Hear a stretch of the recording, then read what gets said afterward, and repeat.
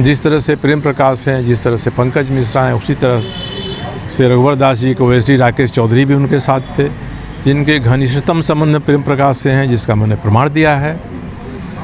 तो प्रेम प्रकाश, पंकज मिश्रा के आधार पर आप मुख्यमंत्री हेमंत सोरेन को बुलाएंगे पूछताछ के लिए, तो राजबाला वर्मा और प्रेम प्रकाश और राकेश चौधरी के कारनामों के आधार पर आप तत्कालीन मुख्यमंत्री रघुवर दास जी को क्यों नहीं बुलाएंगे आप साहब? एक आंख में काजल, दूसरे में सुरमा। ईडी के लिए ठीक नहीं है। ईडी की प्रतिष्ठा पर इससे आघात पहुंचेगा। बड़ी संस्था है, कई महत्वपूर्ण अनुसंधान अन्वेषण इन्होंने किया है।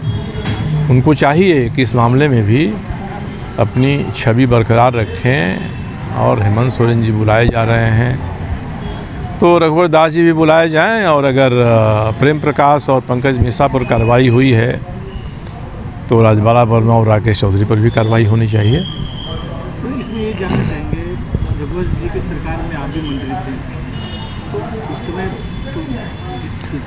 नहीं, मैं मंत्री था, मुझे जितनी जानकारियाँ मिलती थी उनको मैंने उठाया था। राजबाला वर्मा रिटायर हुई तो रघुवर दास जी ने उनका बड़ी प्रशस्ति पत्र करके कैबिनेट से पास कराया। मैंने विरोध किया था और सीपी सिंह जी ने विरोध किया था, बाकी किसी ने विरोध नहीं किया। मैंने लिखित विरोध किया। मैंने कैबिनेट सेक्रेटरी भारत सरकार को भी भेजा कि इस तरह किसी सरकार में होगा एक नौकरशाह के लिए, तो अब पता चलता है कि इतनी बड़ी प्रशंसा पत्र, इतना बड़ा अभिनंदन कैबिनेट से कराने का कारण रघुवर दास जी का क्या था। अगर ईडी आपसे कोई पूछताछ करती है तो इसमें अगर ईडी मुझे कहेगी, मैं सारी चीज़ों को भेज दूंगा, मुझसे बुलाएगी तो ज़रूर मैं जाऊंगा।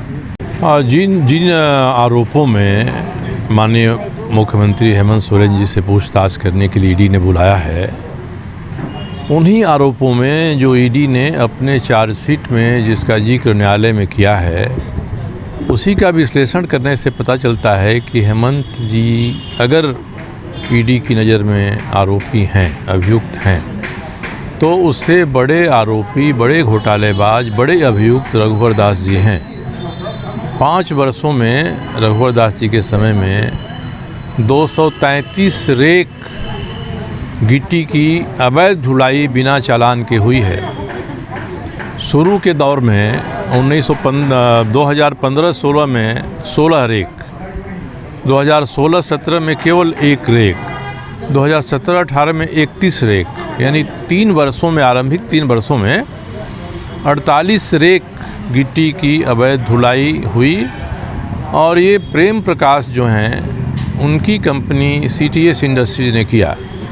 इन लोगों को लगा कि भाई ये बड़ी कम रफ्तार है, तो डिस्ट्रिक्ट माइनिंग अफसर को साहेबगंज में बदल दिया, विभूति कुमार को बना दिया, और 3 साल में केवल 48 रेक हुआ था, और 2 साल में 185 रेक विभूति कुमार ने करवा के भेज दिया।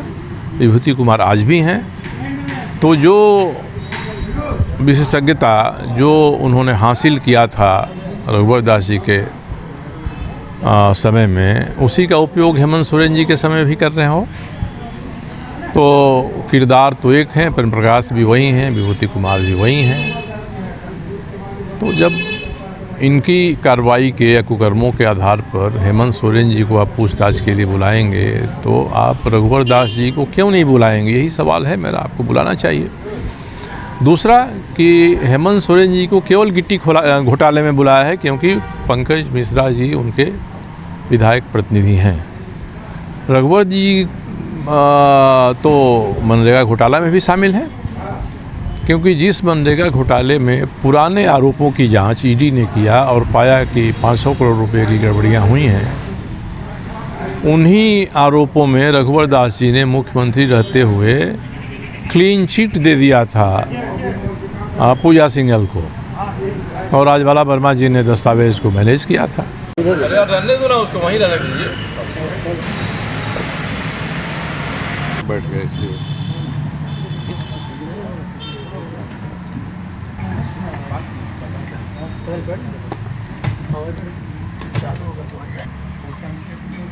हाँ, आपको हैंड आउट भेजवाया मैंने ग्रुप में।